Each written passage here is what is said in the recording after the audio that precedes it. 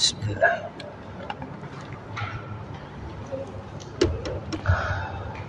A'udzu billahi as-sami'il 'alim minasy syaithanir rajim.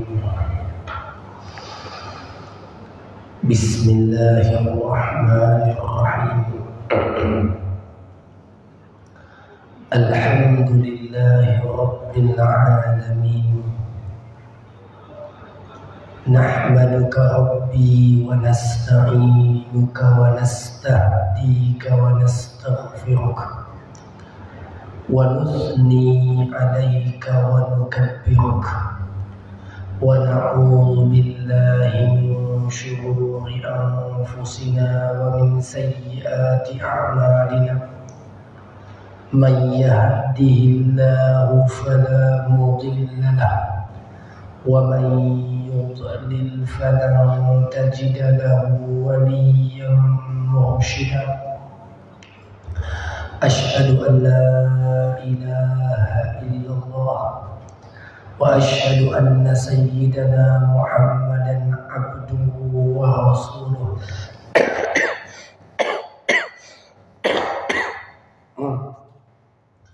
Allahumma salli wa sallim wa zid wa barik ala sayyidina Muhammadin wa ala alihi wa ashabihi ajma'in. Subhanaka la ilma lana illa ma 'allamtana innaka antal alimul hakim.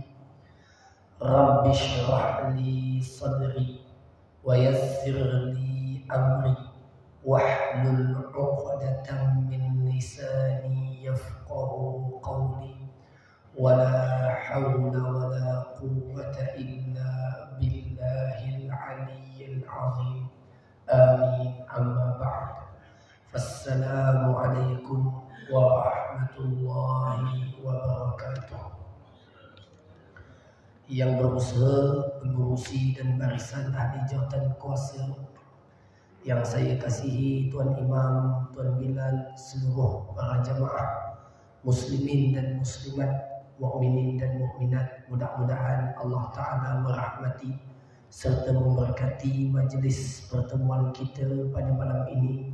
Sama-sama kita bermohon kepada Allah Subhanahu wa Ta'ala, semoga Allah menjadikan keberadaan kita dalam majlis ini sebagai satu amalan soleh yang dapat memberatkan timbangan amalan kita di sisi Allah Subhanahu wa Ta'ala. Dan mudah-mudahan niat kita semua diikhlaskan oleh Allah Subhanahu wa Ta'ala, dan kita semua dikurniakan oleh Allah Subhanahu wa Ta'ala penerimaan dalam segala amal yang kita lakukan. Amin ya rabbal alamin. Hadirin yang dikasihi sekalian, pertama sekali saya mohon maaf, malam ni suara saya serak-serak basah. Okey, jadi kurang bertenaga seperti sebelum ini, baru baik demam. Jadi kesan baik demam tu dia mengganggu suara. Mudah-mudahan jadi kafarah kepada dosa saya yang banyak, dan mudah-mudahan Allah Ta'ala angkat darjat dan kedudukan saya insya-Allah Ta'ala dan tuan-tuan semua. Amin ya rabbal alamin.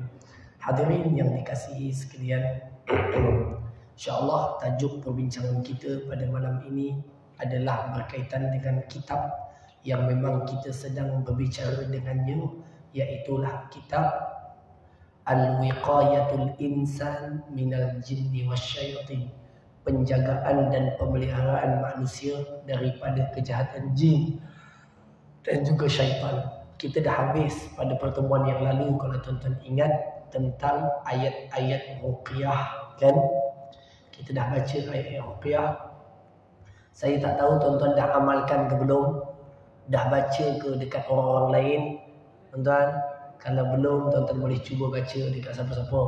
Okay, dekat kawan tuan-tuan, dekat orang rumah dan sebagainya. Boleh bacakan saja, tak ada masalah.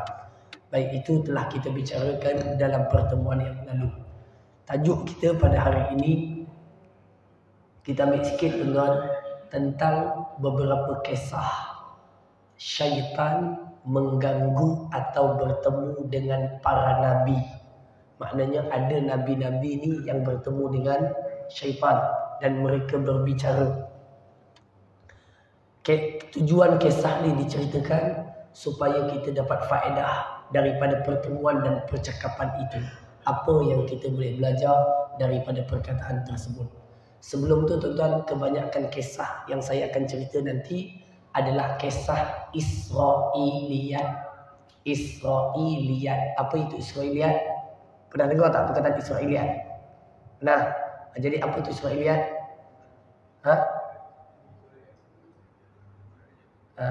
Cerita-cerita yang sambungan cerita tu hujungnya daripada Bani Israel. Faham tak? Hujung yang sampaikan cerita tu Bani Israel. Jadi boleh ke tak boleh cerita Israiliyat? Jawapannya ada 3 hukum. Israiliyat itu kalau bercanggah dengan Quran dan hadis ditolak. Contoh, pernah diceritakan Tuhan pernah bergusti dengan Nabi Daud. Okey, kali bergusti Tuhan turun pergi rumah Nabi Daud. Dia kata aku Tuhan. Nabi Daud kata betul ke? Gusti kalah. Tuhan kalah. Tuhan kalah. Nah, okey, sampai kalimah menang. Itu Israiliyat bertentangan dengan Quran hadis, kita tolak. Tak boleh pakai. Cerita orang Bani Israel. Israiliyat yang kedua, dia punya cerita tu dengan Quran sebiji. Cerita dia dengan cerita Quran sama. Okey, tapi dia bukan ambil daripada Nabi sebab Bani Israel datang sebelum Nabi lagi. Tapi cerita dia dengan cerita Nabi sama. Contoh, cerita tentang Nabi Musa. Nabi Musa, laut terbelah kan. Cerita dia tu dia hadapi. Dia cerita kat orang tu, cerita kat orang ni. Okey tak? Dia cerita. Dalam masa yang sama, Quran pun cerita. Siapa dulu cerita? Dia dulu cerita ke Quran dulu turun? Dia dulu. Baru Quran turun. Quran turun zaman Nabi. Kan? Ceritanya match. Tak bertembung. Jadi kita kata apa? Kita terima cerita itu, kita terima Quran. Selesai. Nah, cerita yang ketiga. Ceritanya tak ada dalam Quran, tak ada dalam hadis yang sama. Dan cerita tu pula Tuhan tidak menyalahi isi Quran dan hadis. Faham? Tengok dalam Quran, tengok cerita ni tak berlawanan pun, okey je. Dah. Ada tak sokongannya dalam Quran hadis? Tengok-tengok tak ada juga. Apa nak buat dekat cerita ni? Maka tak ada Quran, tak ada, dalam Quran dan hadis tak ada cerita tu. Okey, tak ada cerita tu. Apa nak buat? Tuan-tuan, lalu dikatakan oleh para ulama, mana-mana kisah yang datang tidak menyalahi Quran dan hadis dan tidak disokong oleh Quran dan hadis, maka diambil jalan tengah. Kita tidak benarkan dan tidak dustakan. Maknanya apa? Anggap ia sebagai kisah dan cerita. Dengarlah, ceritakanlah. Tapi tak benarkan dan tidak dustakan. Biar dia terapung macam tu je. Faham tak? Baik, kisah ni kebanyakannya Israiliyat pada kategori itu. Dan ada yang kategori menyamai Quran dan hadis. Okey, jadi jangan tolak semua Israiliyat dan jangan terima semua Israiliyat. Kita mesti ada filter, ada tapisan dalam menghadapi Israiliyat. Baik. Kisah pertama Ini kalau dapat teh halia panas mengancam tuan. Okey. Ataupun air lemon panas. Baik. Hadirin semua. Yang pertama, kisah bagaimana Nabi Nuh bertemu dengan iblis. Nabi Nuh. Ketika mana diriwayatkan oleh Imam Al-Jauzi, Ibnul Jauzi, daripada Abdullah bin Umar, kata beliau, ketika Nabi Nuh alaihi salam menaiki kapal yang dia buat, kapal dia tu, kapal besar tu, masa dia naik, kemudian dia nampak ada seorang tua tapi dia tak kenal. Patutnya yang naik tu dia kenal, semua betul pengikut dia. Tapi ada seorang tua dia tak kenal. Lalu dia pun kata, wahai pakcik, wahai syekh ni mana orang tua, wahai orang tua, apa sebab kau masuk dalam ni? Ma'adkhalaka, sebab aku masuk dalam ni, dalam kapal aku? Dia pun kata, aku masuk untuk mengambil hati orang yang ada di dalam kapal ini, supaya hatinya bersamaku, tubuhnya bersamamu. Dia nak ambil hatinya. Anda macam orang kita sebahagiannya, kulitnya kulit Jawa, lidahnya lidah Jawa, matanya mata Jawa, cakapnya cakap Jawa, tapi hatinya hati British contohnya. Zaman dulu, zaman pembentukan Malaysia dulu, kan, cakapnya Jawa tapi hatinya British, tak boleh. Dia kata apa? Iblis ni dia nak jadikan orang tu hatinya ikut iblis, badannya ikut Nabi Nuh. Lalu Nuh pun kata kepada dia, "Ukhruj ya adu Allah." Pergi berambus dan keluar daripada kapal ini wahai musuh Allah. Iblis pun berkata, tak apa kalau aku nak khabar ni. Ada 5 benda yang akan merosakkan dan membinasakan manusia. Aku akan cerita 3, aku tak nak cerita 2. Oh, tuan-tuan. Iblis kata, ada 5 benda akan merosakkan manusia. Aku cerita 3, 2 aku tak nak cerita. Pandai dia. Ego dia pandai. Nabi Nuh kata, jap. Engkau tak payah cerita yang 3, engkau cerita yang 2 je. Engkau tak payah cerita yang 3, cerita yang 2 je. Yang 2 tu je, 3 aku tak nak tengok. Dia kata aku nak cerita 3, 2 aku nak simpan. Tak, engkau cerita yang 2, 3 simpan. Nabi Nuh kata. Lalu dia pun kata, 2 yang membinasakan manusia itu ialah al-hasadu wal-hirsu, iaitu yang pertama, hasad dengki sesama manusia akan merosakkan manusia, sebagaimana hasad pernah berlaku kepada aku iblis, kepada Adam, dan aku dilaknat dan aku direjam, aku jadi manusia yang buruk sebab hasad dengan Adam. Lalu manusia akan binasa sebab hasad. Yang pertama. Yang kedua, dia kata adalah kerana yang kedua yang merosakkan manusia adalah tamak. Dia kata sebab tamaklah Adam dan Hawa dikeluarkan daripada syurga. Tamak tu yang dimaksudkan, wahai Adam, makan je pokok ni. Kalau kau makan, kamu kekal dalam syurga. Sebab nak kekal tu, makan melanggar perintah dan dikeluarkan daripada syurga. Jadi katanya 2 ini membinasakan anak Adam. Baik, tuan, selesai yang 2.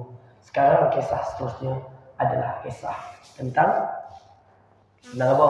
Iaitu tentang Nabi Musa alaihi salam dengan iblis. Iblis datang kat Nabi Musa pula. Tuan-tuan ingat, iblis ni tak mati sampai sekarang tau. Sampai sekarang tak mati. Jadi tuan-tuan kalau jumpa dia, maknanya dia bukan jumpa tuan-tuan je. Dia pernah jumpa Nabi Musa, pernah jumpa Nabi Ayub, pernah jumpa Nabi Nuh. Memang senior tuan-tuan. Senior, super senior.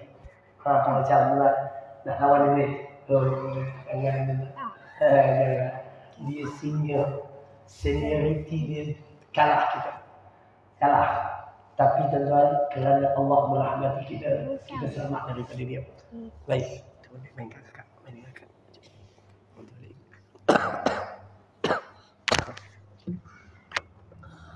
Tuan-tuan, lalu Nabi Musa alaihissalam, sanad ini bersambung kepada Sayyidina Ibnu Umar juga.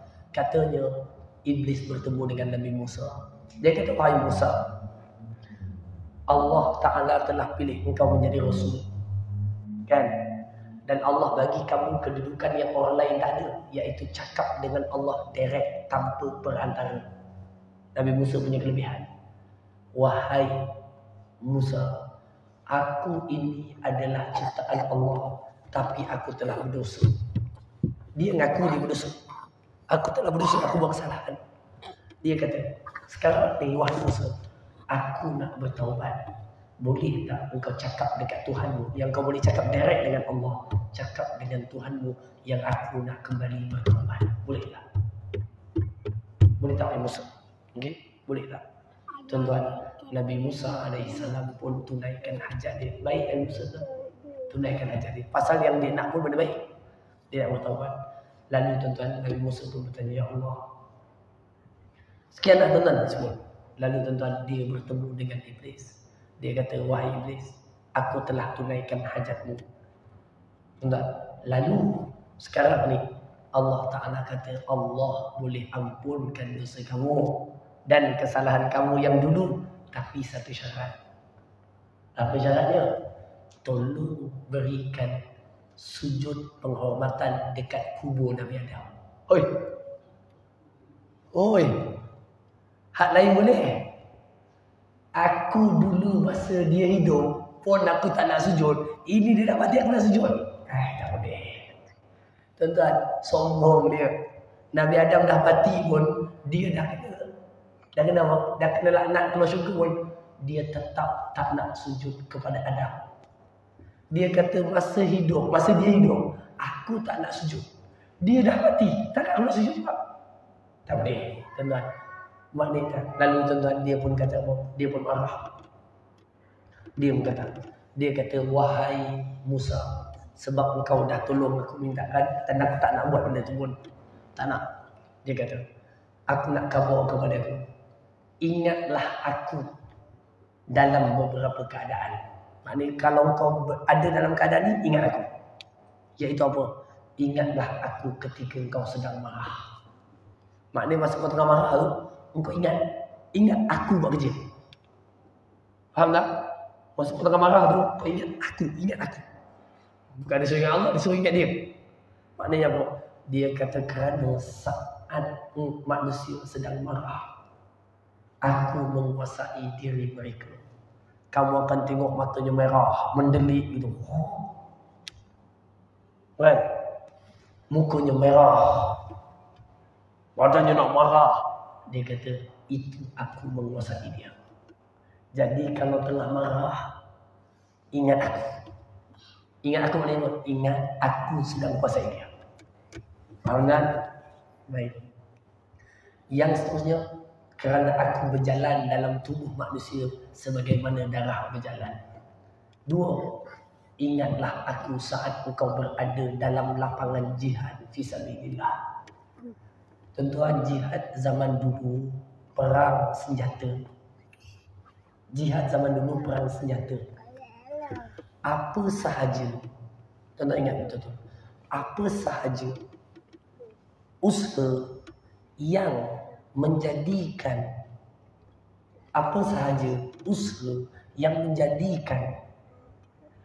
syariat agama Islam ini semakin bertambah tinggi dan mulia, kerja itu namanya jihad.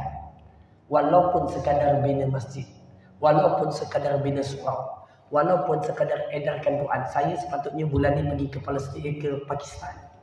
Kita nak edarkan 4,000 naskah Al-Quran. Saya dijemput. Tapi sebab jemputan itu last minute, tuan-tuan, jemputan itu last minute, jadi saya dah ada program saya sendiri, saya tak pergi.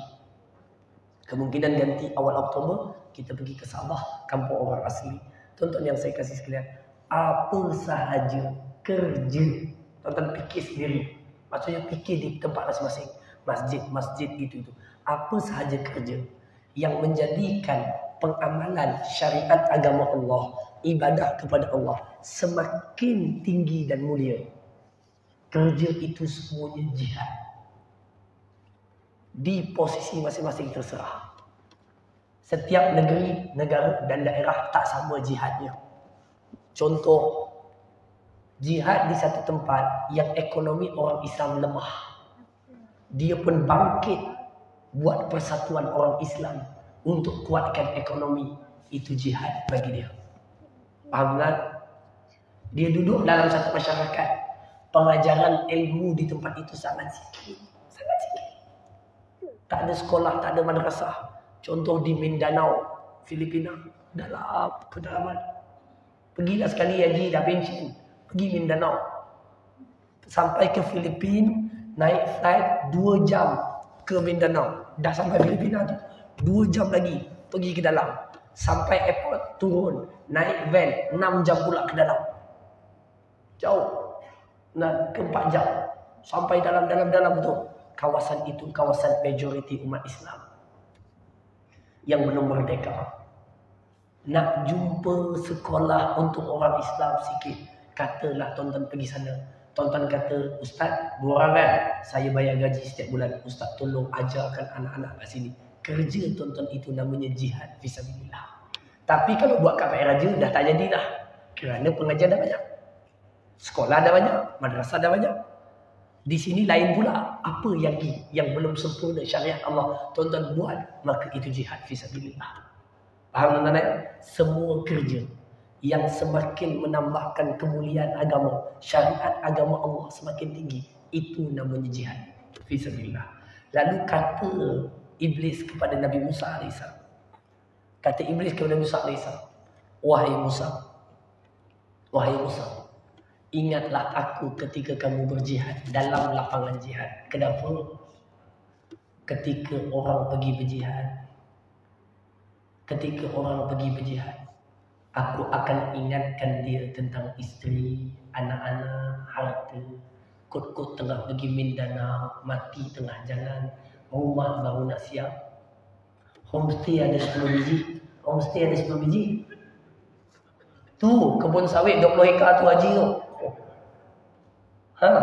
Orang ajak pergi Pakistan, edarkan Quran. Dia kata, Ustaz, ni kalau kena tembak dengan India ni Ustaz, 20 hektar sawit. Akhirnya tak jadi pergi. Haji Ju pergi Mindanao. Ustaz, kalau kena tembak dengan askar Filipina Ustaz, ada 10 homestay tu macam mana tu? Sayang. Dia akan masuk gunakan jalan itu untuk bagi kita jangan buat kerja dakwah. Dia akan mengatakan, tuan-tuan, kalau fikir saya sama juga, saya buat kerja yang sama. Saya pergi sempadan syariah baru ni apa semua, anak kecil-kecil lagi. Kalau saya mainkan perasaan itu, sama je naik kapal terbang terempas. Waliyadzubillah. Sama, takut yang sama. Syaitan mainkan kita. Jadi tuan-tuan kalau nak bekerja dakwah, nak tinggal isteri kejap, anak kejap, bismillah, jalan, balik selamat insyaAllah. Kalau tak pergi, mati juga atas katil. Tuan-tuan nak pilih sakit sedang berdakwah atau sakit duduk hospital maut. Mana sakit yang tuan-tuan suka? Sakit sedang berdakwah, jalan 2. Sakit duduk atas hospital. Ia sakit jalan dakwah. Jadi takut sangat nak buat. Jadi tuan-tuan kena pergi macam tu. Sebab tu ramai orang tak nak berdakwah. Orang tak nak pergi masuk kampung asli. Tak nak buat kerja susah. Tak nak buat itu, tak nak buat ini. Kerana dia kata kalau pergi nanti mati, nanti sekian. Sebenarnya kalau terhempak buah sawit pun boleh mati.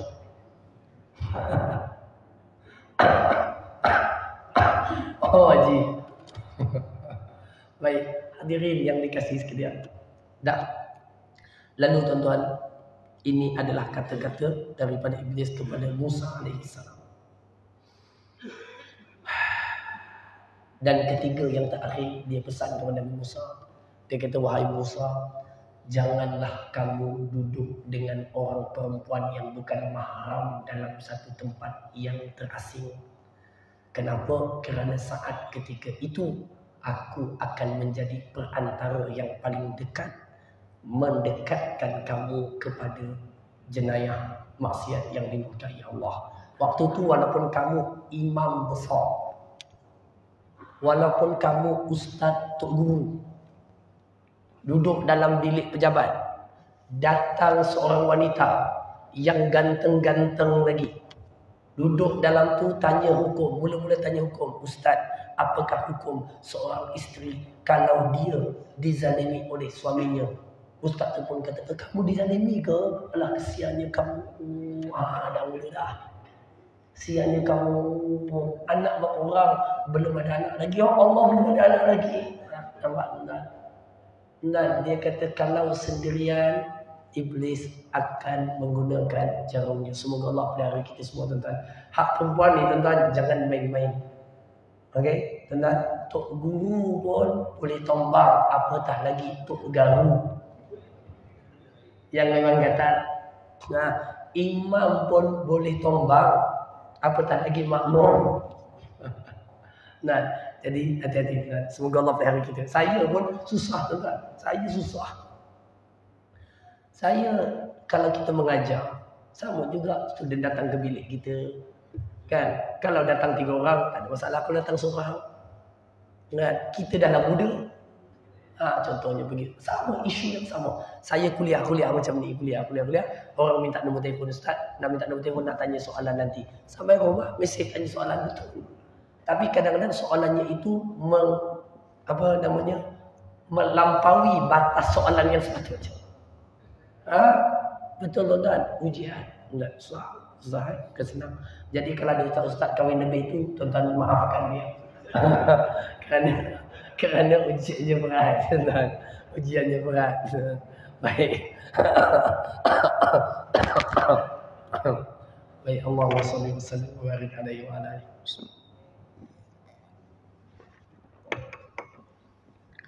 Kisah ketiga, kisah Nabi Ayub alaihi salam.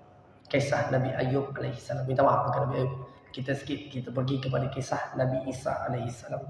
Nabi Isa ni tuan-tuan, dia nak pusing Nabi Isa supaya Nabi Isa hilang pegangan. Dia kata apa? Dia kata, wahai Isa, engkau telah sampai ke peringkat hampir menjadi ketuhanan. Sebab engkau boleh bercakap waktu dalam buayan kecil lagi. Nabi Musa cepat-cepat balas. Dia kata, tak, itu bukan ketuhanan. Itu adalah kerana Allah menjadikan lidahku bercakap. Faham? Dia potong awal-awal. Saya bagi contoh. Tuan-tuan nanti imam, pengurusi, ada orang histeria.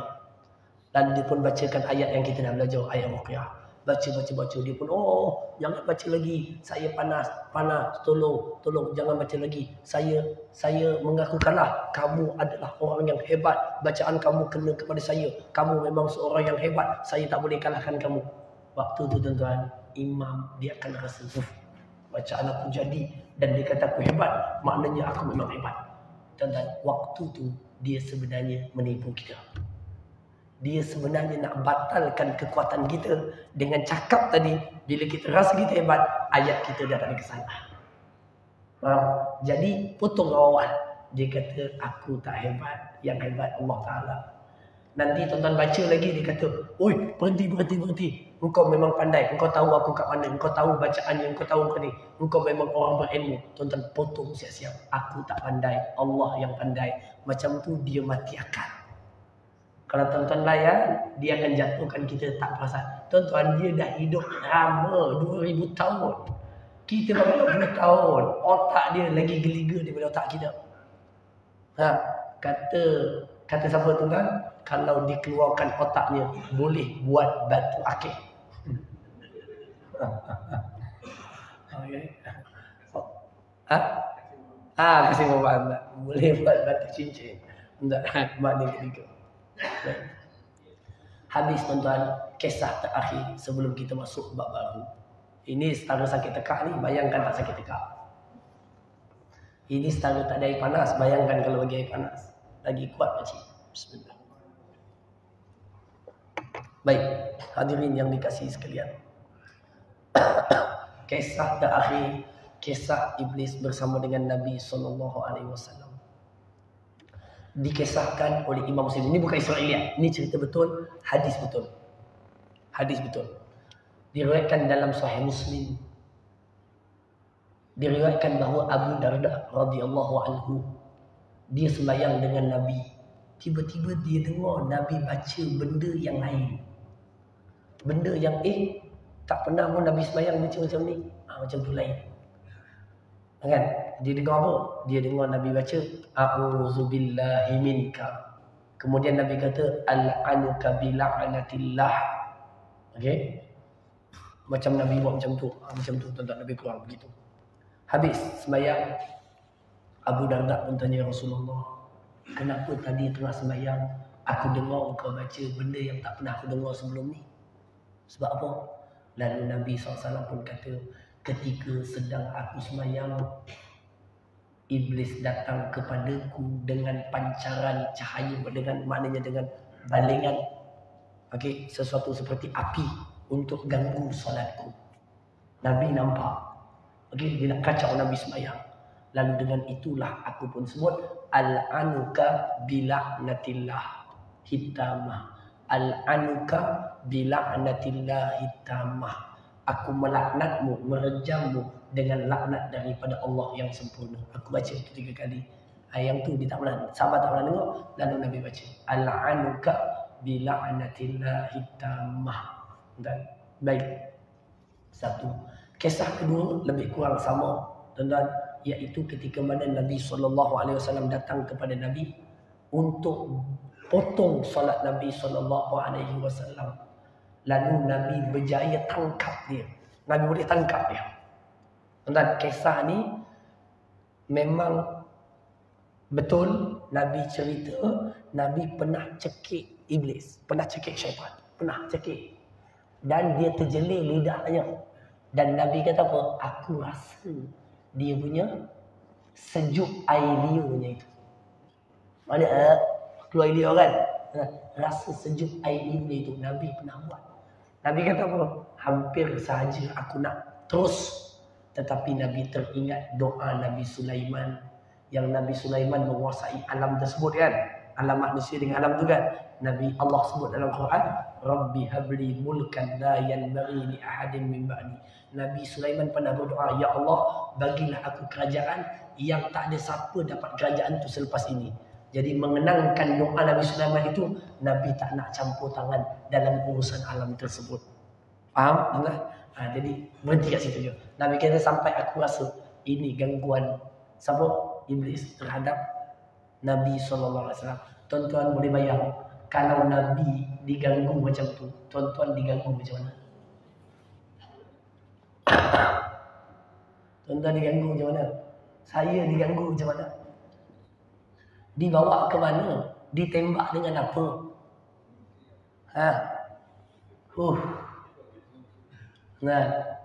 Sembahyang yang mesti, sembahyang yang perlu sawit.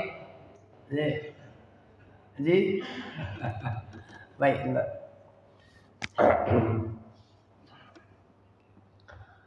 Hadis yang lain.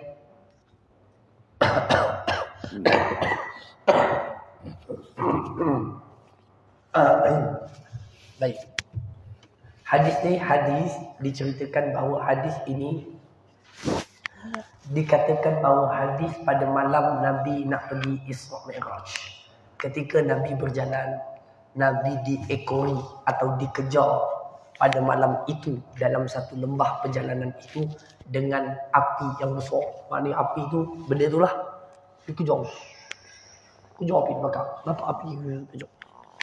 Bila Nabi nampak api itu nak membakar Nabi SAW, lalu Jibril AS bersamanya datang kepada Nabi dan dia kata, wahai Muhammad SAW, bacalah doa. Baca. Lalu Nabi kata apa yang nak dibaca? Lalu Nabi SAW, Jibril pun mengajarkan kepada Nabi, bacalah a'udzu bikalimatillahi tammah min syarri ma dzara'a wa dzara'a wa syarri ma yanzilu minas sama' wa min syarri ma ya'ruju fiha wa min syarri fitanil laili wan nahar wa min tawarikil laili wan nahar illa tariqan yatruqu bi khairin ya rahman. Nabi baca je doa tu yang Jibril ajar. Sekali baca, api tadi terguling ke belakang dan terpadam. Okey, doa ni ada berbagai versi. Biasa kalau ceramah Isra Mi'raj, saya akan ajar doa ni.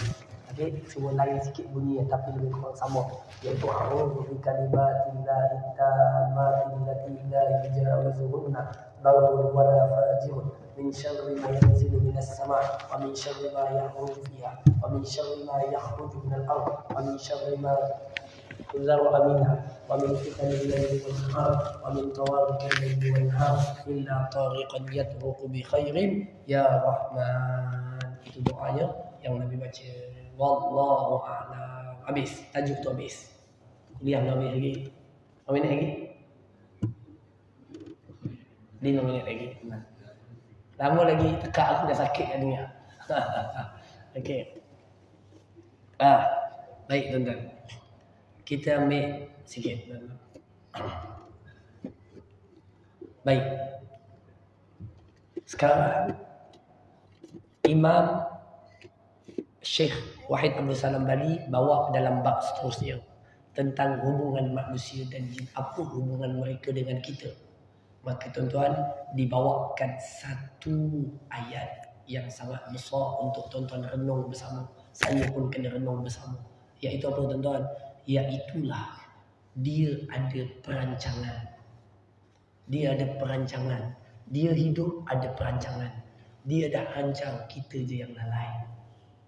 Enggak, dia ada perancangan. Strategi. Tuan-tuan, antara perancangannya disebut Allah dalam Quran dalam surah Al-A'raf. Dalam surah Al-Hijr ayat 36. Dia kata Rabbi fa'anzirni ila yaumi yub'atsun. Wahai Tuhan, wahai Allah, berikanlah kepadaku hidup tangguh sampai hari kebangkitan nanti. Itu dia nak hidup panjang. Baik, apa dia nak buat? Dia nak capai objektif apa?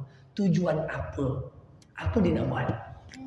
Dia minta hidup panjang, nak buat apa? Dia tahu dia hidup di laknat. Nak hidup panjang-panjang buat apa? Maka dia ada perancangan. Tuan-tuan, saya bocorkan perancangan itu malam ni. Tuan-tuan, saya bocorkan malam ni. Apa perancangan dia? Perancangan syaitan itu Allah sebut dalam Al-Quran dalam surah Al-Hijr ayat 36 sehingga ayat 40. Apa ayatnya? Dia kata ila yaumil waqtil ma'lum. Wahai Allah, sebab aku dah dikenakan laknat, tolonglah beri aku hidup sampai tempoh tertentu. Okey? Tak apa. Nak buat apa? Qala rabbi bima aghwaytani, kerana engkau telah menjadikanku sesat. Ya Allah, ni tujuan dia. La uzayyinanna lahum fil ardi. Aku akan hiasi kehidupan anak Adam di atas muka bumi ini. Aku akan hias hidup mereka. Aku akan hias kehidupan mereka. Okey, hias bagi mereka terleka dan terlalai. Itulah perancangannya. Okey. Wala uwiyannahum ajma'in. Ada dua benda tuan-tuan. Pertama, dia akan hias kehidupan ini sampai kita akan sibuk dengan perhiasan, terlupa dengan tempat tinggal yang sebenar. Kita disibukkan dengan itu. Terlupa. Bukan salah, tapi terlalai banyak sampai lupa tempat yang sebenar. Satu. Kedua, wala uwiyannahum ajma'in. Aku akan cuba sesatkan mereka semua. Bukan sikit, semua. Illa ibadaka minhumul yukhlasin. Yang aku tak sesatkan ini hanya hamba-hambamu yang betul-betul ikhlas. Yang tu je tak boleh. Yang lain semua akan aku sesatkan belaka. Jadi tuan-tuan, dia ada dua. Pertama, dia akan hias kehidupan. Yang kedua, dia akan sesatkan semuanya. Kecuali orang yang Allah selamatkan dia dengan keikhlasan ataupun Allah selamatkan dia. Baik, hadirin semua. Said Qutb. Said Qutb ni siapa tuan-tuan? Siapa Said Qutb? Said Qutb ni bukan Said Sadiq tuan. Said Sadiq lain, Said Qutb lain. Nah, Said Qutb ni siapa? Said Qutb ni adalah ahli tafsir yang menulis tafsirnya dalam penjara. Dan tafsirnya sangat-sangat menarik. Dia bukan kategori ulama, tapi dia kategori ahli sastra. tetapi dia orang yang berdakwah, kuat berdakwah. Berdakwah, jiwa Islam dia sangat kuat. Lalu dia menjelmakan jiwa Islamnya itu dalam bentuk tulisan yang penuh dengan kesusastraan. Kalau tuan-tuan rajin, belilah buku-buku Said Qutb yang telah diterjemah. Bagus tuan-tuan, beli. Dia ada banyak buku, macam-macam buku ada. Dan beliau mati digantung oleh kerajaan Mesir. Kerana tidak mahu tunduk kepada beberapa perkara yang pada ketika itu tidak berpihak kepada pemerintah Mesir. Lalu diberikan tawaran kepadanya. Adik perempuannya datang bawa tawaran. Dia kata, abang, kerajaan Mesir kata kamu akan dilepaskan daripada tali gantung. Tapi satu je, kamu akui je kesalahan, ataupun kamu akui je yang itu betul. Ataupun ada kata lain, kamu sayang sikit je kat sini, sikit je sayang kat sini. Tu je, lepas tu lepas, tak kena gantung. Lalu kata Said Qutb kepada adiknya sendiri. Dia kata apa? Dia kata, tangan yang telah diangkat mengucapkan syahadah tidak akan tunduk kepada orang seperti itu. Oh, tuan-tuan. Pernah ulama Azhar datang dengan pakaian Azhar, datang kepada dia. Dia kata, Said Qutb, yang kamu buat mungkin tak salah, tapi tarik je kenyataan kamu tu. Lalu dia kata kepada ulama Azhar, bukan sikit ramai ulama Azhar, dia kata begitu.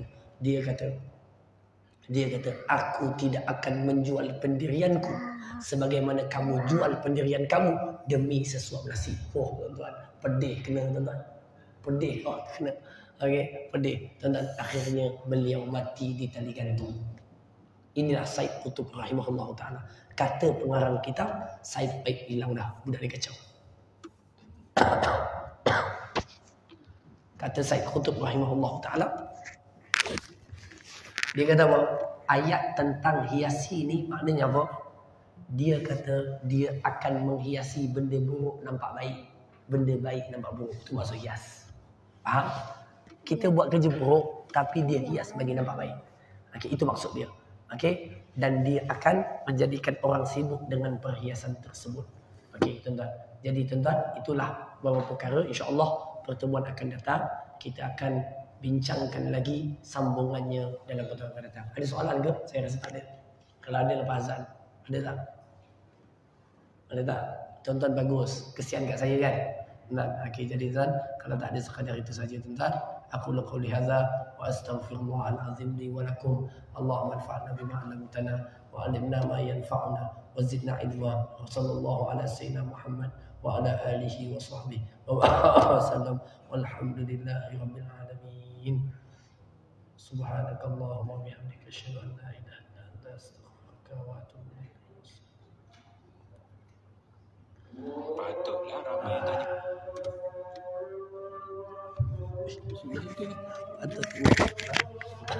Boleh tak?